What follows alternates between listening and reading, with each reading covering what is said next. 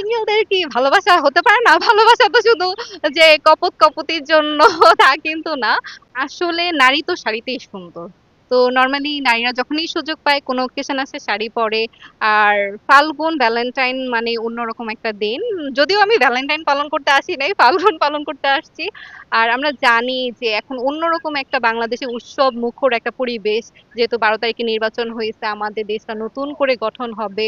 নতুন করে আমরা একটা নতুন বাংলাদেশ দেখবো। তার উপরে আজকে হচ্ছে ১৪ তারিখ। এক হচ্ছে পহেলা ফাল্গুন, এক হচ্ছে ভ্যালেন্টাইন ডে।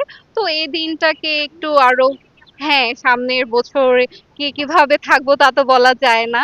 একেকজন হয়তোবা একেক জায়গায় থাকতে পারি। তাই যেইটুকু সময় পাই আমরা নিজের মতো করে বাঁচার জন্য বা নিজেকে ভালো রাখার ট্রাই করার জন্যই আরকি বের হওয়া।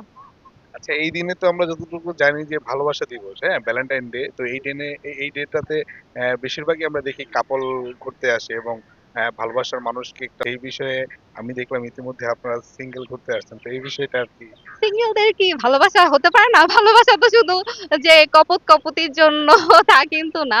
ভালোবাসা সবার জন্য। সেটা বাবা-মার জন্য হতে পারে, ভাই-বোনের জন্য হতে পারে, ফ্রেন্ডের জন্য হতে পারে। সবার লাক তো আর একরকম না। সবার কপালে তো ভালোবাসা হয় না। তো দ্যাটস হোয়াই একাই ফ্রেন্ডদের সাথে, বোনদের সাথে ঘুরতে বের হইছি।